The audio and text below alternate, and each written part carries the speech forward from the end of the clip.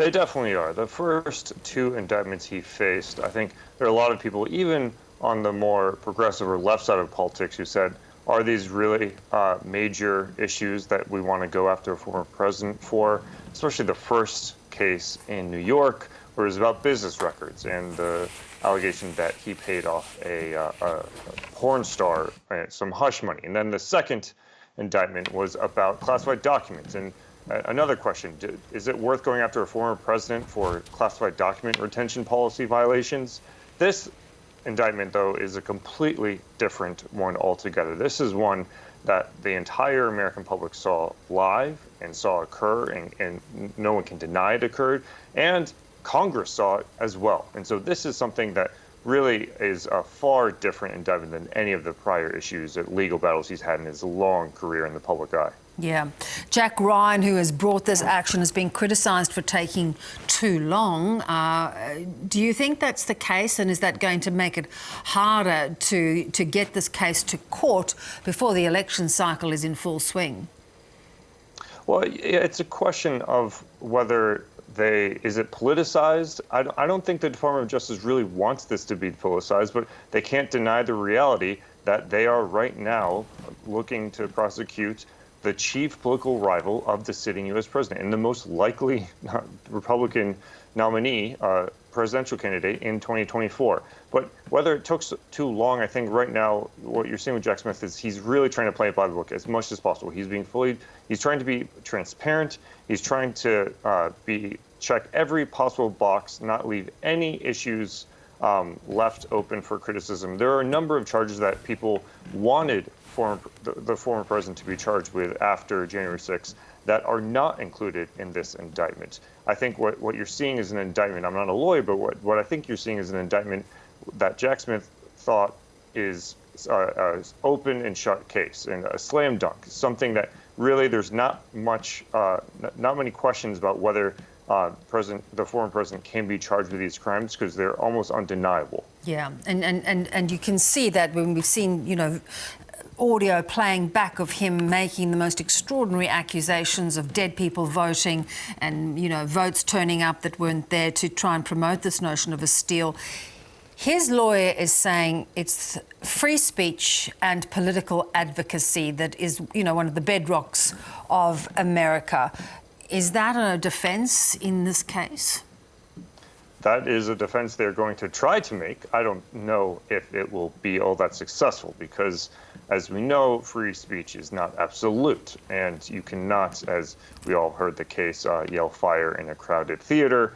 You also cannot instruct people to overturn an election. That is not an issue of free speech. That's a completely different matter altogether. And I think the indictment tries to address that on the very first pages, talking about how he had every right to question politically the issues in the election. He had every right to make political speech, but what he engaged in and the number of ways that he sought to overturn the election was not a matter of free speech, in Jack Smith's opinion. Yeah.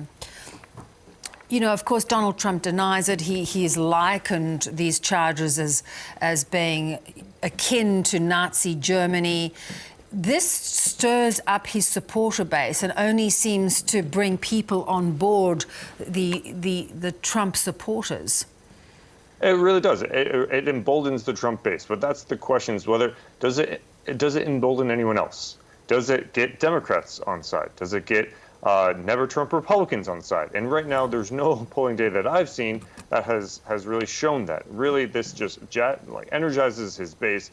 But the thing is, that's 70, 80 some percent of Republicans if Donald Trump is on the ballot in November 2024. I don't know if he can rely on those remaining 20% of Republicans or so to vote for him, as many did back in 2016. The issue with Donald Trump right now that he's facing is that he can energize the Republican base. He can completely dominate all the other Republican nominees running for president, but it's still an open question about whether he can win a general election. Right now, it's still looking 50-50. In your view, do you think the Republicans hoped that he didn't still command the support and that he would go away?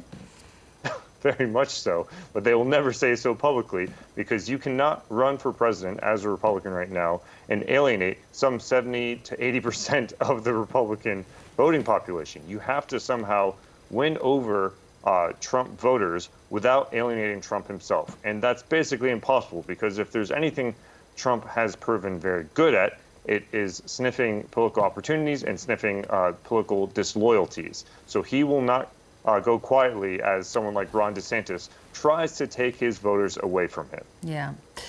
Jared, as an American, you know, the adjectives to describe this latest legal action, and not to mention Donald Trump's ongoing sort of denial of his behaviour, does it just leave you quite baffled sometimes? Well, it really is unprecedented, and we're tired of saying the word unprecedented, but it continues to be unprecedented. A first indictment, a second, now a third indictment for trying to overturn an election.